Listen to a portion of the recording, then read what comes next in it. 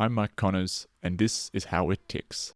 Let's pick up right where we left off with Jakob Tanner. On the topic of Jewish people, I think that's a good segue into asking you about refugees. My understanding is Switzerland initially maintained quite a strict refugee policy, especially towards Jewish refugees, and really there was tens of thousands turned away at the border. What did it look like, and how did it evolve during the war? There was since the First World War a sense of so-called Überfremdung, which may be translated by over-foreignization, and Switzerland feared to be invaded by too many foreigners, and this in a period when the share of foreigners at the population was substantially reduced. It had an all-time low in 1941 with 5%. So this was not the reflection of a mounting immigration, but rather a fear. And this fear was strongly connected with anti-Semitism. So over-foreignization is to a certain degree a code word for anti-Semitism in Switzerland.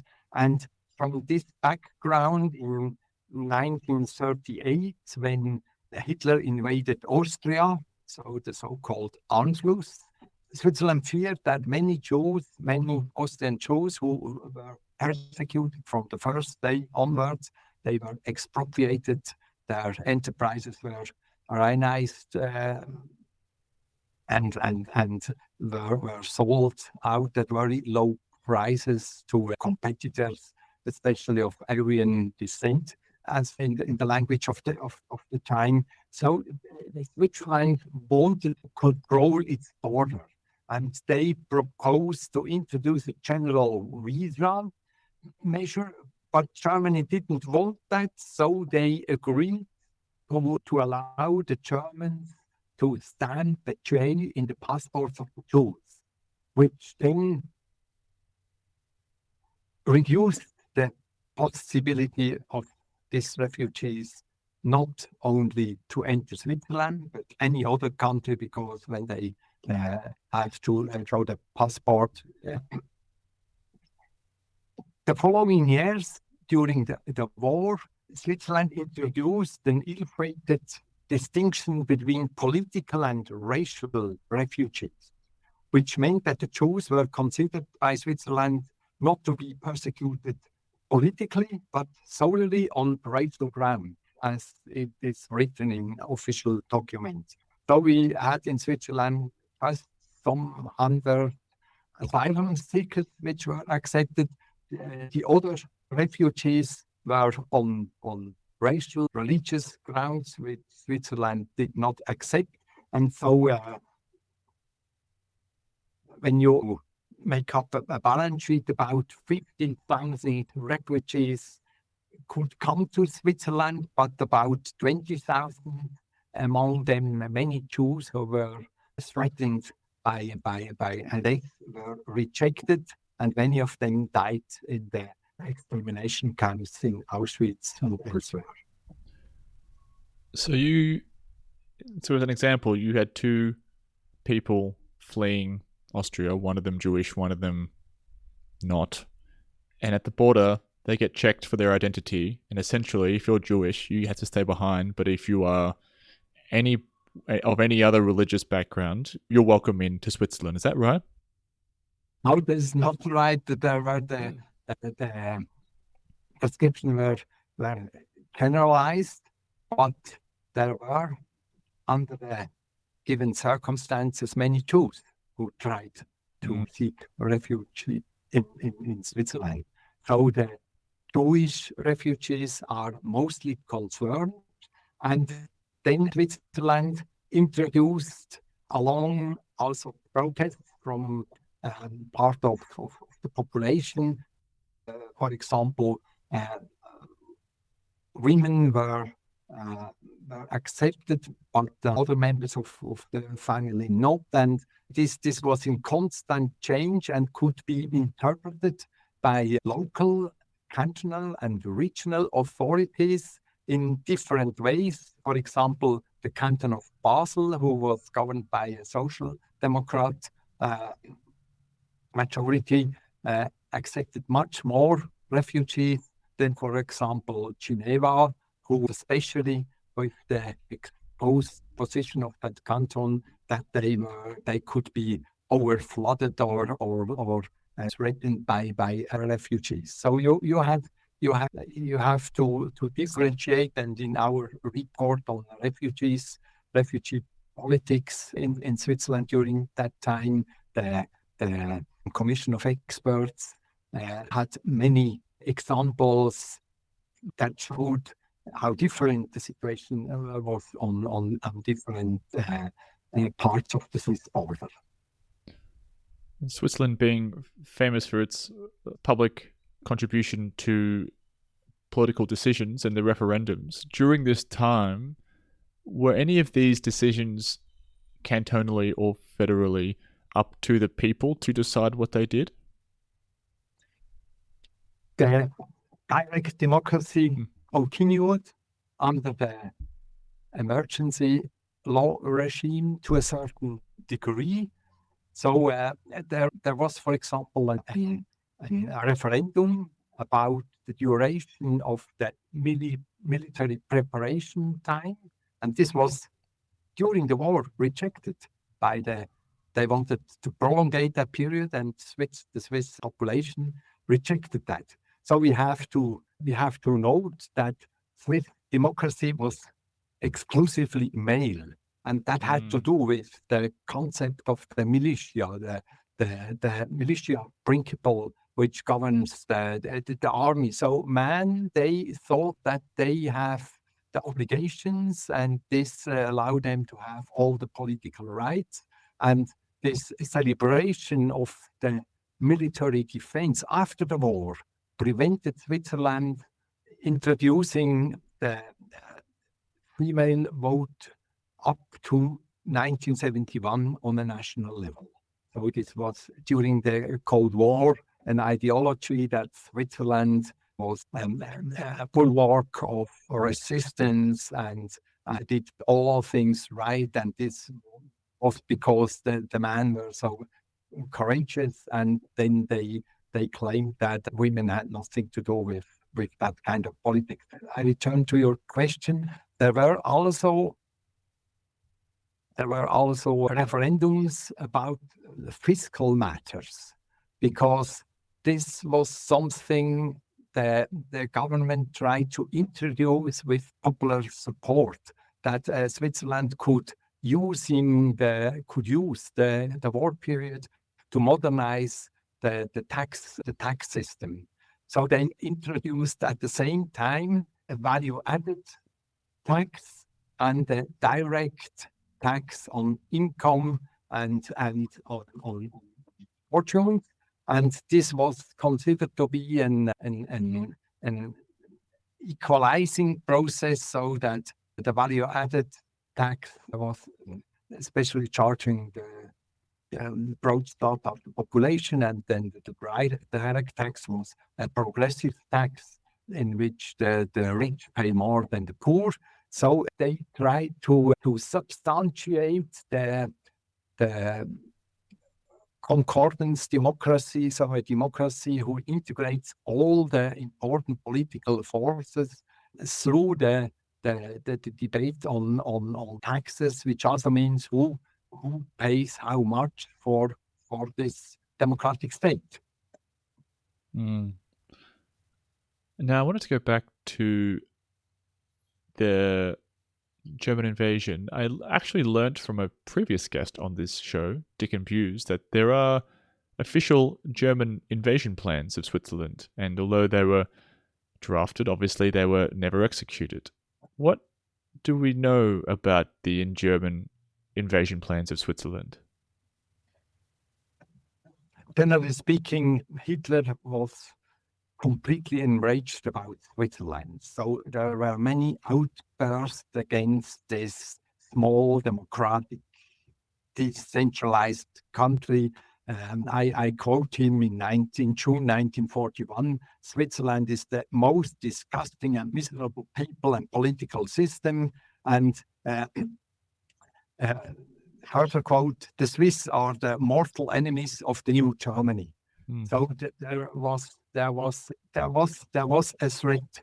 And when we go further, then there were also plans for a partition of Switzerland among its surrounding countries, such as the Romandy would be awarded to Vichy France, Ticino to Fascist Italy, the northern, central, and eastern part of German-speaking Switzerland to Germany.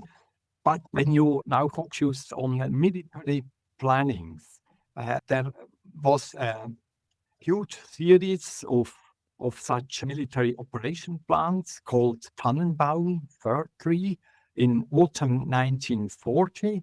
And the point that has struck me especially was that in several of that plans, especially in one dated October 4th, 1940, there was stated that the Swiss militia army would deliver a stubborn resistance, that the Swiss marksmanship is excellent, that these Minutemen are threatening. But at the end, they say that, I quote, it therefore seems at least doubtful whether Switzerland will take up arms against joint military action by Germany and Italy.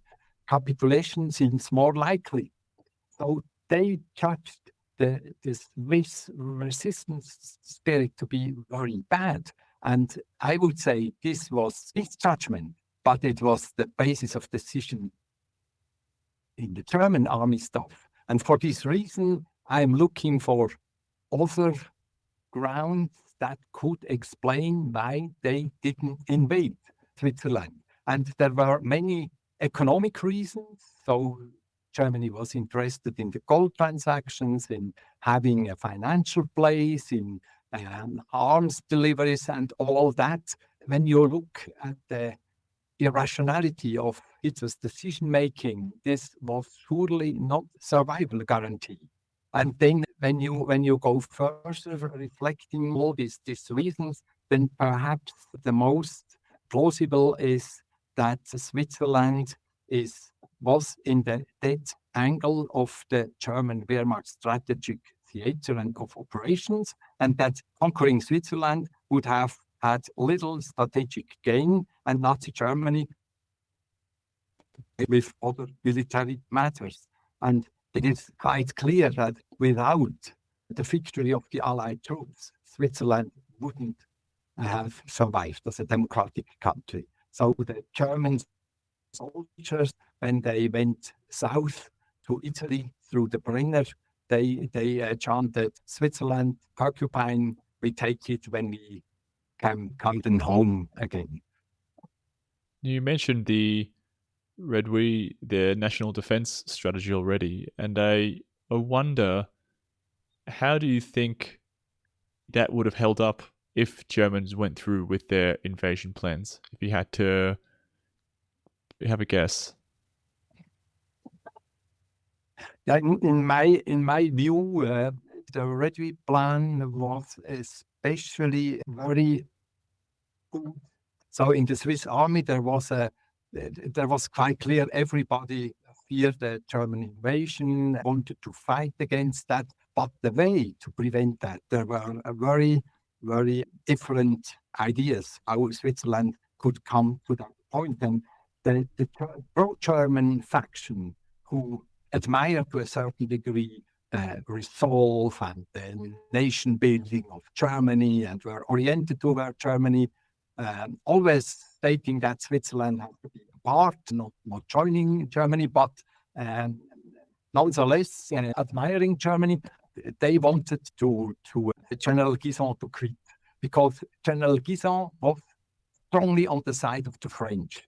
And before the war, he made a military punctuation with the French general staff how to integrate the Swiss army in a front against the German attackers, and then now against France. All these documents were transmitted to the German general staff, who informed part of the Swiss general staff that Guison had violated neutrality as they saw it.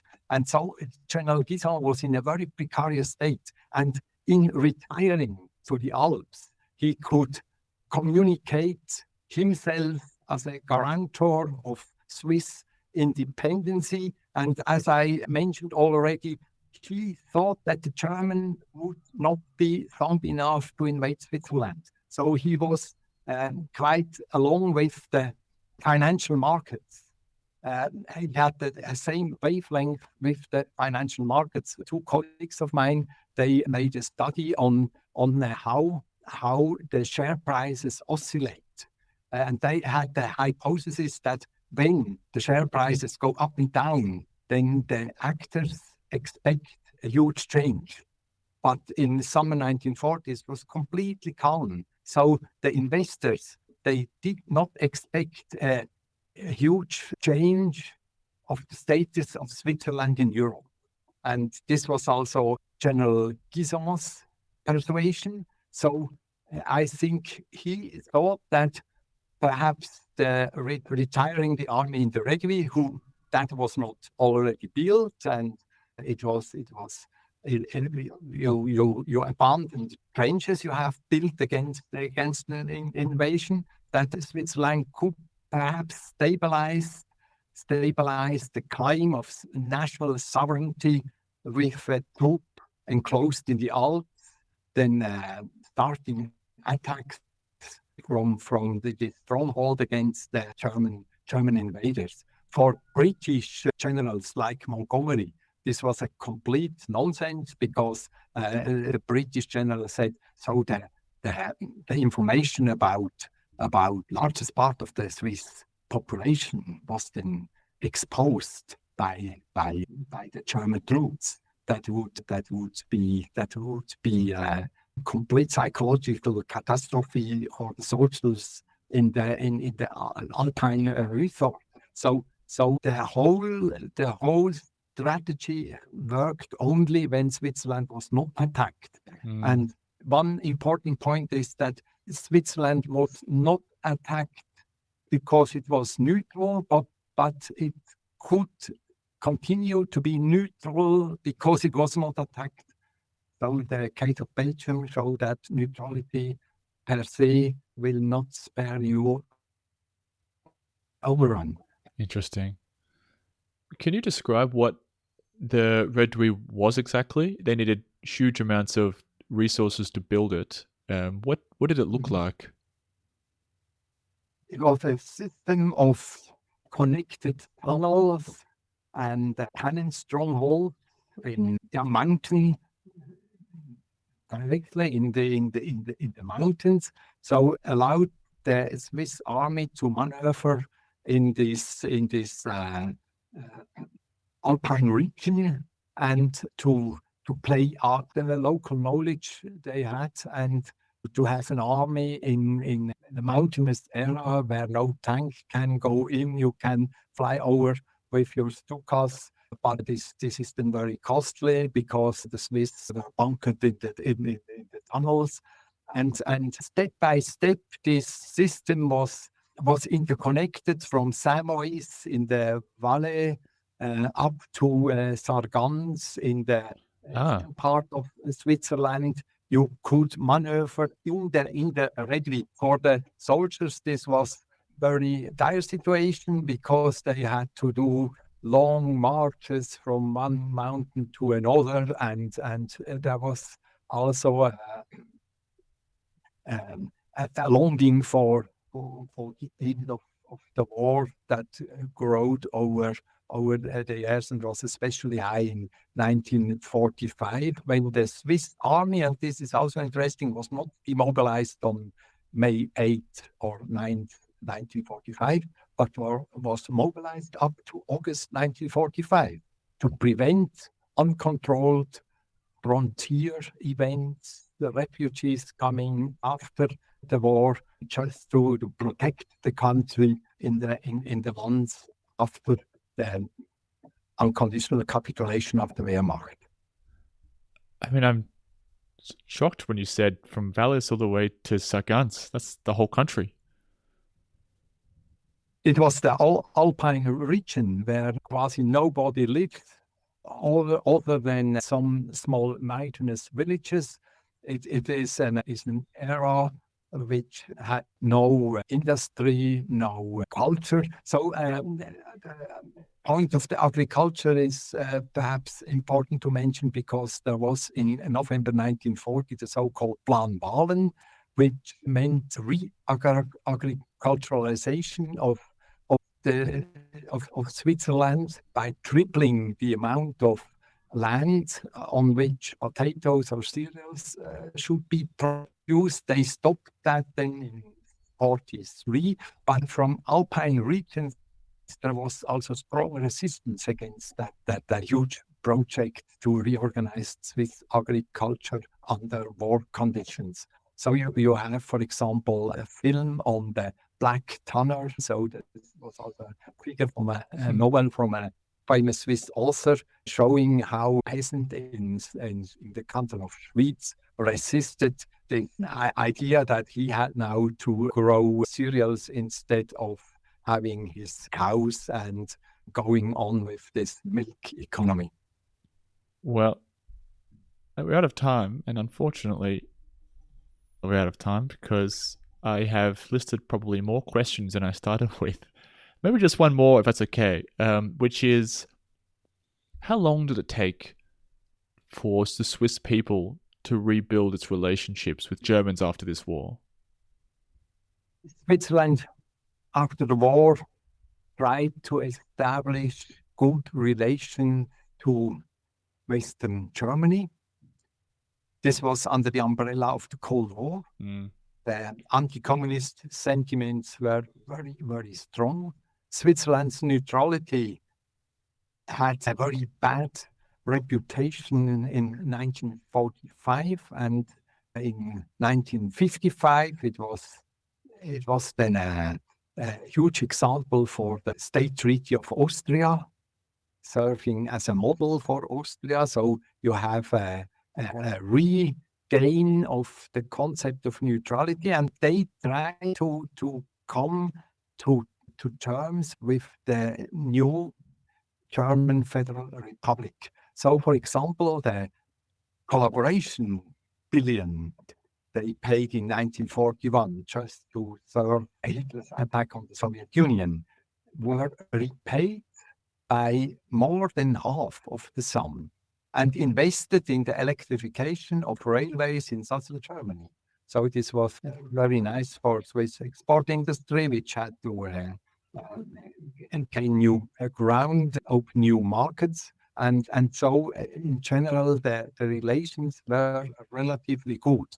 Switzerland didn't want to accept their role they played in the Second World War. So there was so-called Reduit mutuals, whereas the army went out of this Alpine resort shortly after 1945. Mentally, Switzerland stayed for decades in this fortification system, thinking that they did a very good job during the war years and that critique is not allowed. And it was then in 1968, this movement and also new dynamics in historical research since the 70s, that all these questions we now talked about came up and shifted also the self-understanding of Switzerland, which is today much more critical than it was in the 1950s and 60s. This one continuity was good relations to Germany, but not a willingness to join the European integration process, which was for France and for Germany and a lesson of history and absolutely important up to today. So Switzerland just wanted bilateral connections. Very interesting. Well, Jakob, I really thank you for your time. Thank you for having me in this podcast, and have a nice time. Thank you. You too.